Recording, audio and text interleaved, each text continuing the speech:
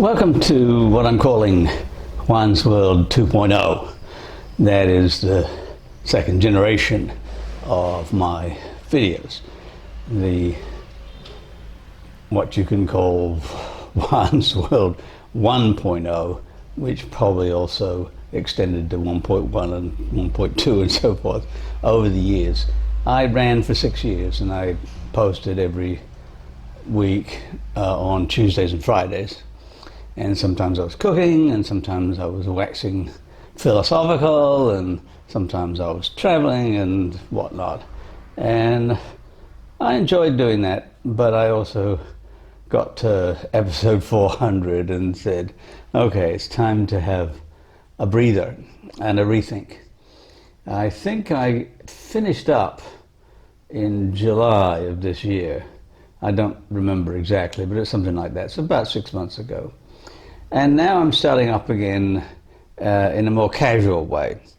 And I'm starting up on New Year's Eve, because I always like to make a video on New Year's Eve, looking back at the year that's gone by and forward to the year that's coming.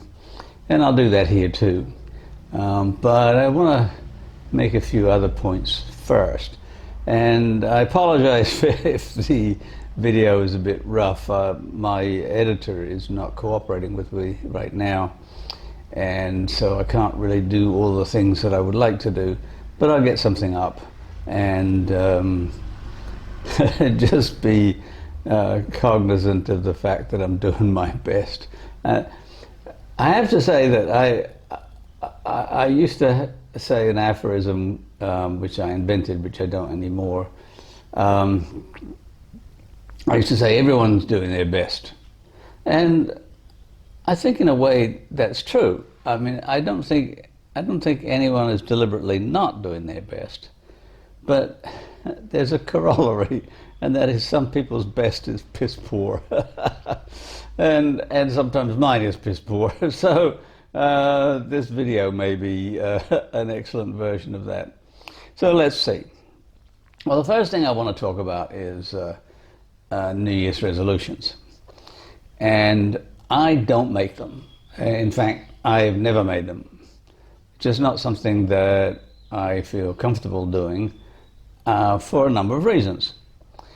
One of them is that when the year turns is kind of arbitrary. The January 1st was the new year for the Romans for a long time, and when we inherited the Julian calendar, put up by Julius Caesar, and then updated a little bit by Pope Gregory to the Gregorian calendar that we have today, then one of the points of turn was January 1st. But there were others. There was a time in English history, for example, when I think it was Shrove Tuesday, the Tuesday before Lent was the beginning of the new year, which makes sense. You begin like the Easter Lent season as a new year. Sometimes the new year occurred when the old king died and the new one took over. And if you do a lot of history, you'll find in old church warden books and other archives saying something like, on the 12th day of the reign of King Henry VIII, blah, blah, blah. And you have to have a special book that helps you with all those what are called regnal years. And in some Celtic cultures, Halloween is the turn of the year, and so on. So the turn of the year could be any day. It doesn't have to be January the 1st. But you have to be mindful of the fact that January 1st is a holiday all over the place, and New Year's Eve is typically a blowout, drunken affair. So is that the best foundation for making a big change? Like, let's suppose you're going to go on a diet, or you're going to stop smoking, or whatever. You're going to stop smoking with a huge hangover? I don't think so. Are you going to stop eating sugar on a day when people are passing out cakes and whatnot? I don't think so. So if you're going to make a big life change, pick an arbitrary date. Say, second Thursday in April, or whatever, February 9th. Just pick some harmless date and lead up to it. Don't just go all cold turkey, like, let's say we choose February 9th. Well, February the 8th, you smoke 2 packs of cigarettes in one day, and then boom, next day you quit. That's not going to work. Lead into it slowly. I'm not saying necessarily, if you want to quit. I'm using smoking because I quit smoking about 4 years ago. But it's a good example. I don't think it's a good idea to say, okay, well, I'm going to smoke 20 today, and then 19 tomorrow, and 18 the next day, and so forth. I mean, it's sort of okay, but it's not necessarily the best. There's all kinds of ways to lead up to the change you're going to make, but you just have to be aware of what the change involves. Like, if you're going to give up smoking, again, you have to figure out what smoking means for you. Like, when I used to smoke, it was my way of taking a break. I'd be sitting at my laptop and writing, and typically I write between 12 and 14 hours a day, and I don't do much else. I cook a little bit in the late morning, and usually eat at my computer, still pounding out the keys. But now and again I would just think, okay, I just need a little break, and I could go and sit on my balcony because my apartment building doesn't allow smoking indoors, but I've got 2 balconies, and one of them has a nice view, and I could sit there on my easy chair and smoke a cigar for a while, 5 minutes maybe, and then go back to work. Well, you can't just quit that. Say, okay, I'm not smoking cigars anymore. So what am I going to do? Am I going to just go and sit on my balcony for 5 minutes and then come back in? I don't think so. I need to find something that will deliberately replace that feeling of taking a break.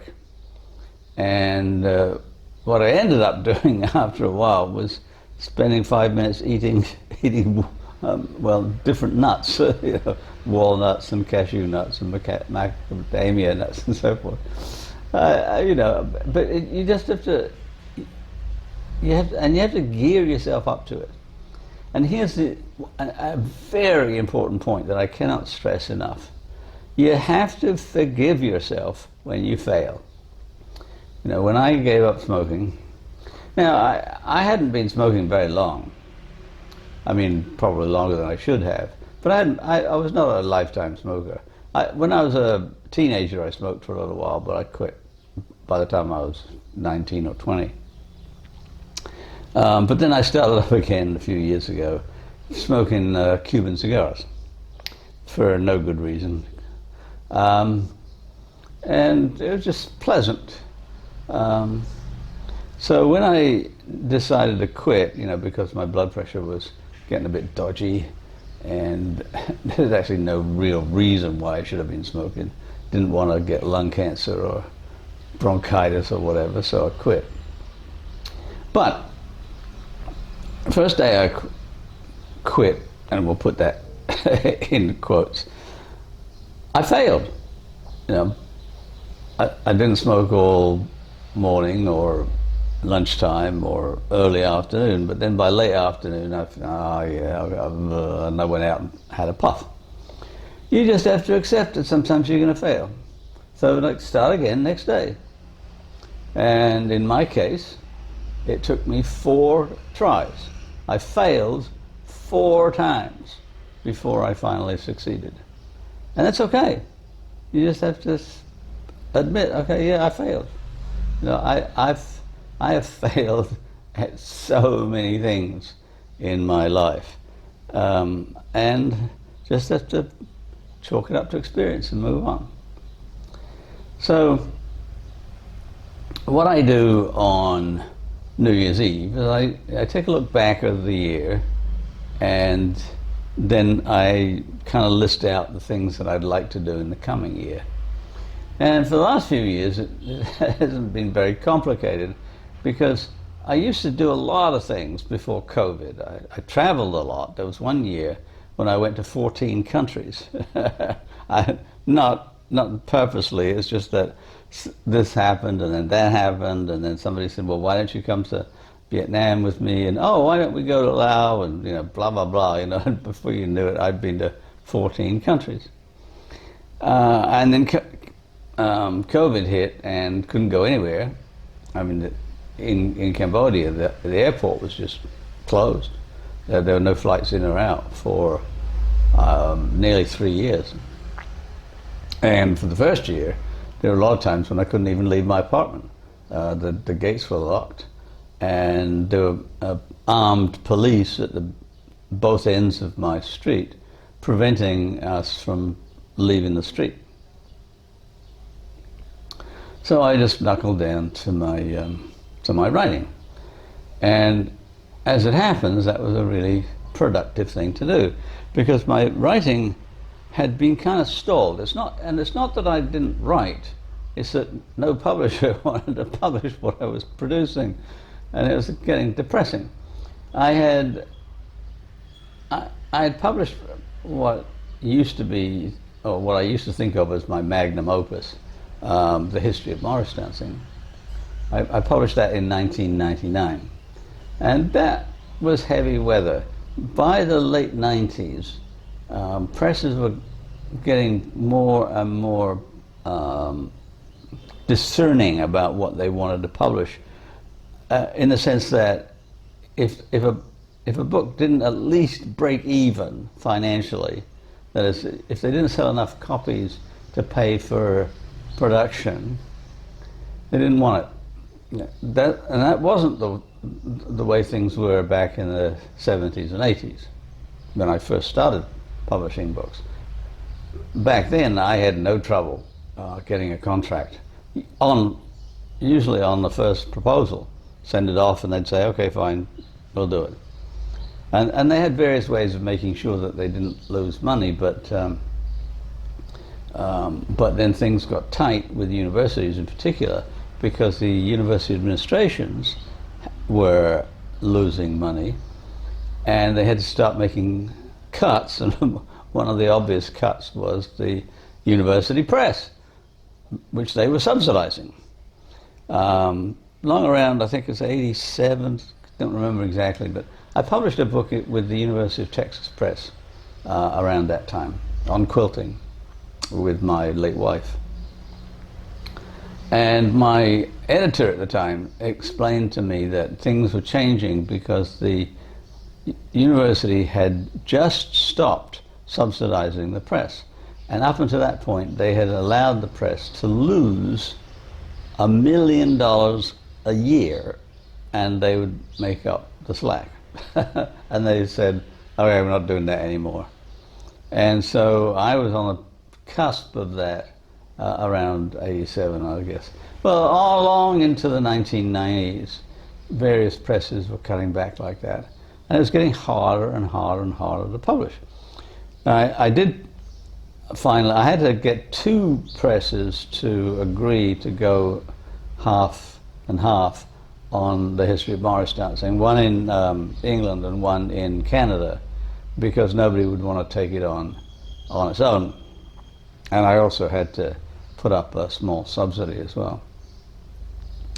And then that was pretty much the turning point for me. I just could not get publishers interested, and I also didn't have a lot of time. By the year 2000, I was the head of my department, I was an ordained minister, so I was taking care of a church. I was a volunteer firefighter and EMT and all the rest of it. So I was working 7 days a week and making no money and having no time. I was also homeschooling my son, which was not hard work, but it took time. I had to look over his essays. He had an online tutor, and most of his work went through her, but there were some things where I needed to help him, like chemistry lab, which was a hoot. We set up a chemistry lab in my kitchen and did the experiments there, and some of them were just really fun. I remember one time when we had to make hydrogen by simple displacement.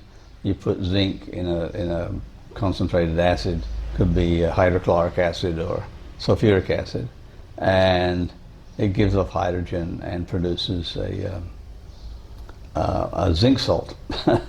and so we did that, collected the hydrogen in a test tube, and the first thing we did was explode the hydrogen. I mean, it didn't really explode, but I mean, it made a good bang. And we both just laughed our socks off. And so had to do it again. And then we did it again.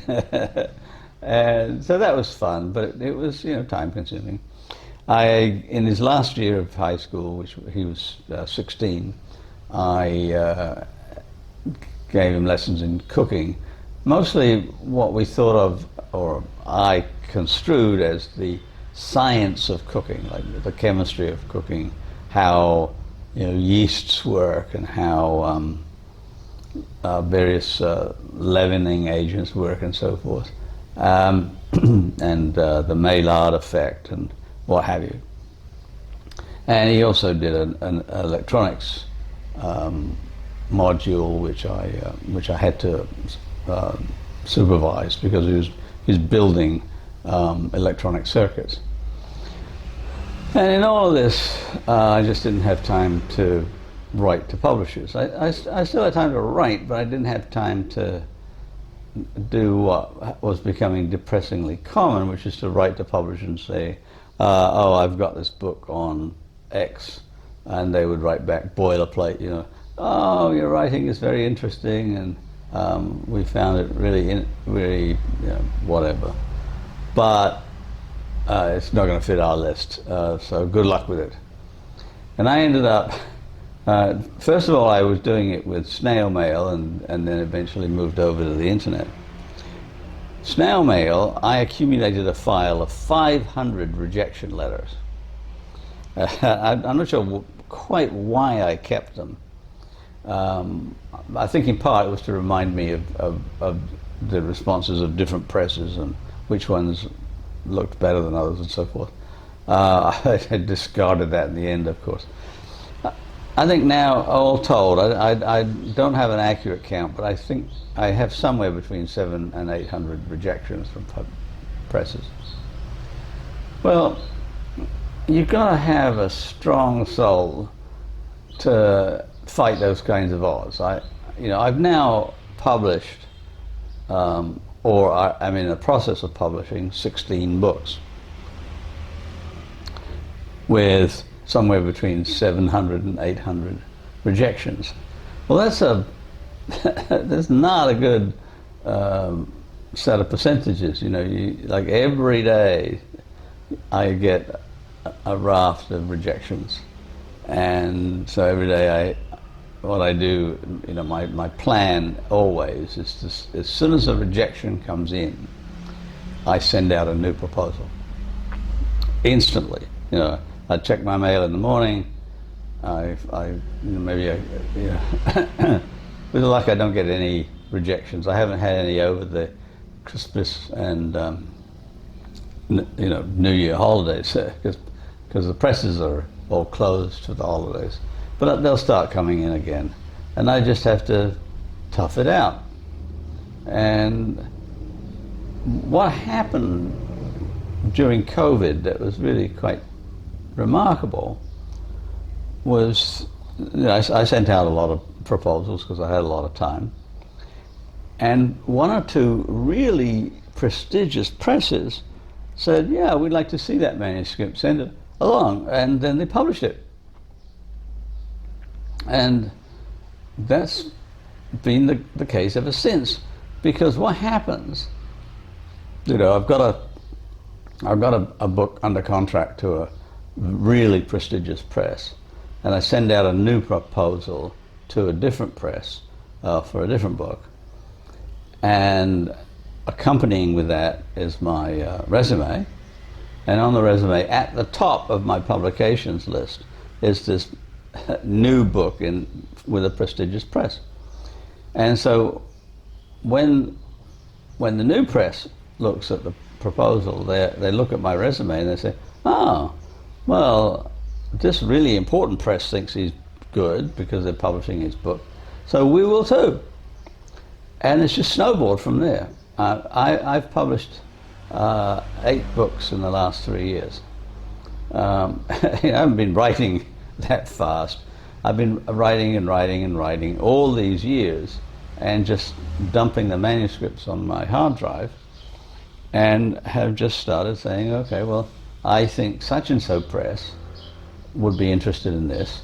Yeah, you have to be a little savvy if you can. You have to say, okay, I'm gonna hawk this book on Genesis, let's say. I've written actually 3 books on Genesis, but the first one I've got to find. What I'm going to do is I've got to find a press that is going to want to publish biblical materials. And I mean, there's other caveats as well, but that's the first one. I don't want to be like sending my proposal about Genesis off to a press that doesn't have anything in connection to the Bible, because they're not going to be interested. And it's not that they don't find the book interesting in some kind of generic sense, but they just don't want to sell it because they've got a niche. Could be, say, South America, for example, or travel, or cooking, or whatever, and that's what they're known for, and that's what they're good at. So you have to find the right press, but then you also have to kind of sell yourself. So that's what I've been doing, and this past year I published 2 books. Next year I've got 2 books coming out, including an introduction to a certain kind of anthropology called holistic anthropology, which I've written with my son, although I did most of the work, with a very high-profile press. And I've also got a commentary on the first 11 chapters of Genesis coming out.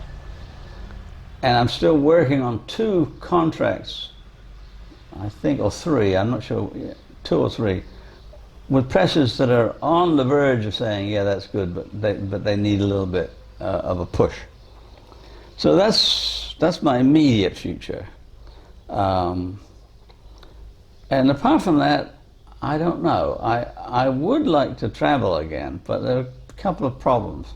And one of them is that the airport in Phnom Penh, where I live, used to be very close. I used to be able to walk there in 10 minutes. It's now a 2-hour bus or car ride away because they felt like the old airport was too small. And I guess it was. I mean, the runway wasn't long enough to accommodate jumbo jets and so forth. And so they couldn't really accommodate international travel very well. So you typically had to go to Hong Kong or Bangkok or Kuala Lumpur, Singapore. So they were all easy hops. And from there you could then make your international flight. So like when I moved here from Italy, well, I moved to Myanmar, I flew from Venice to Helsinki, and from Helsinki to Bangkok, and then like Bangkok is the local hub. So if I want to travel, and I really do think that it would be a good idea to go back to the town where I grew up in South Australia. But it's going to be a long haul because I'm going to have to get a long cab ride, probably the day before, stay in a hotel, then take the flight, and so on. And it just doesn't, it doesn't appeal so much as it used to because I'm getting old. Like 14 countries in a year isn't happening anymore. But I think Australia might be all right because it's close. It's just a straight shot south from Cambodia, pretty much. We'll see. And other than that, I don't know.